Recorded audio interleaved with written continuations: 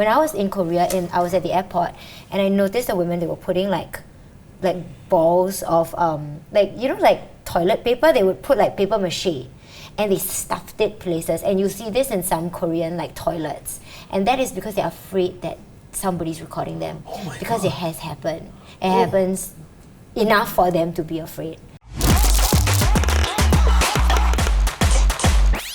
Hi, I'm JK. And I'm Jade Rasif. Welcome to the Situation Report, where we speak to experts to understand situations better. Today it's all about voyeurism. You've heard about men in trains, on escalators, in showers, public restrooms. And today we actually have a senior clinical psychologist, Dr. Sandor Heng from Promises Healthcare, who's an expert in addictive disorders, and he has a lot of experience in rehab and reintegration. Thanks for having me. So the number of voyeurism cases has increased in Singapore, yes? Is it because it's easier these days? Because, everyone has a camera phone, right? Well, I would think so. Like in the past, a phone is a phone. Now a phone is a computer, it's a camera.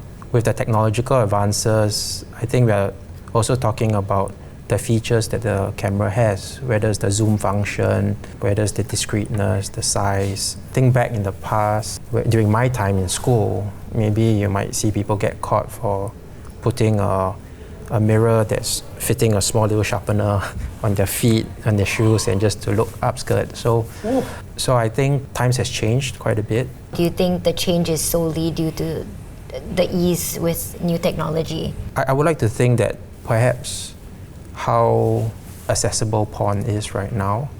Actually, I view porn as something which is voyeuristic in itself, because it means that you're watching somebody in their very private moments.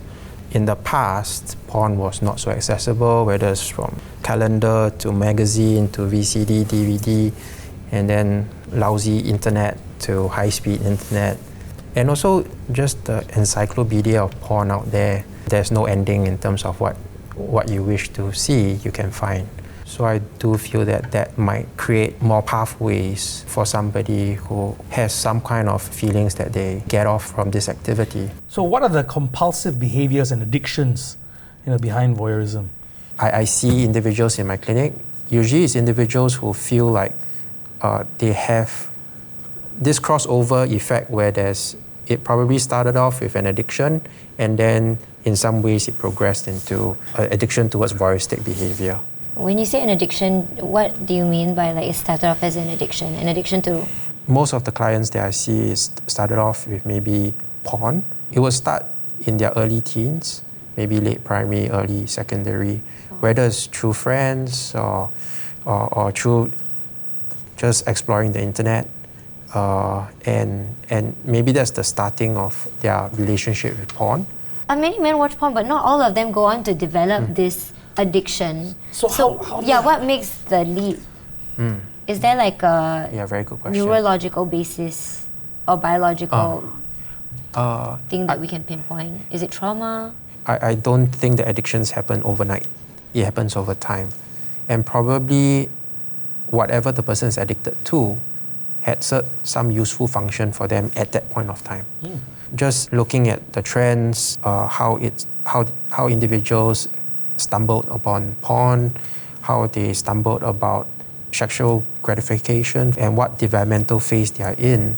That's where they are reaching puberty, hormonal changes. I'm not sure how much they are aware about their emotions, their thoughts, their psychological well-being. So that's my question, right? As a parent, I'm worried. Are there any red flags I can spot in my son? Or is that one of those hidden things? Studies being very important, probably pursuing some interest in sports or hobbies, musical in nature. It's important because if I don't know how to handle my emotions, then if I stumble upon other things in life, maybe sexual behaviors, maybe watching porn, for example, and that helps me regulate my emotions, then that could be a way where it becomes part of my repertoire of emotional coping. And that is where I feel the danger, that puts somebody at risk. Do most patients with these kind of addictions go in there voluntarily? I would say that those who come and see me where I work, so I work in a private clinic, so it's outpatient setting, this is voluntary in nature. But whether they're, in terms of motivation-wise, sometimes it's a mix. Whether it's something that comes from within, or maybe they're put in a situation where there's no other way to approach this, and hence finding help is the only way. So can a voyeur be rehabilitated successfully? Yeah, I think there's always hope, yes. What are some like clinical interventions if this was, sort of an addiction-based? I would say is, first things first, put a pause on their life to see how is it traveling along. Are there some things that they feel compelled or they feel sucked into, and they realize that they have less agency and control, and more importantly, whatever they're engaging, is it hurting them? So I think that's a good place to start, but also being able to draw a line that, hey, if whatever I'm coming out from my own resources and my own brain is not working, then probably I need to ask for help. Whether the help can be within their social circle, the family, or maybe it needs to go into professional help. And I think from there, actually truly putting themselves in a position to help themselves. Any warning signs I can look out for if my son may be having problems with either addiction, voyeurism, something along those paths? I don't know about you, but Right.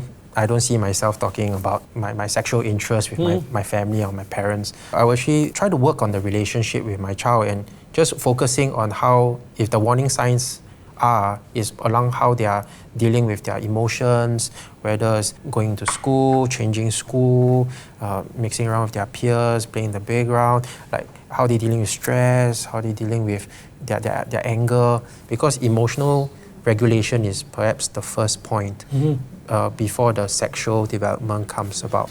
So yeah, I would actually look at that angle, and also to see like maybe the warning sign from that lens is if they used to be a very emotional kid and then all of a sudden zen, then sounds like, hey, they found a method, but I don't know what that method is.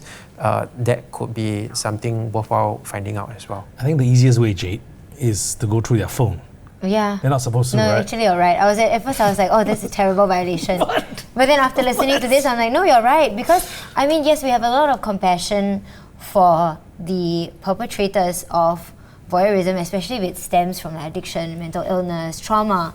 But we also have to look at the other side of this, which is that there's a real victim, a woman, in most cases, who is very affected by these things. You hear a lot of stories from South Korea about women who go into changing rooms and they check every nook and cranny. When I was in Korea, I was at the airport, and I noticed the women, they were putting like balls of toilet paper. They would put like paper mache, and they stuffed it places. And you see this in some Korean toilets, and that is because they're afraid that somebody's recording them. Because God. It has happened. It happens enough for them to be afraid. I think it's two great points that you brought up. One being parents. As parents, they are still under your wing. They are not independent, and so I like to tell anybody that I speak to, you're the gatekeepers, because there's a lot of suggestive material out there, and it's a young mind, right? It's a sponge absorbing everything. So, and you wouldn't want the internet to be your child's teacher.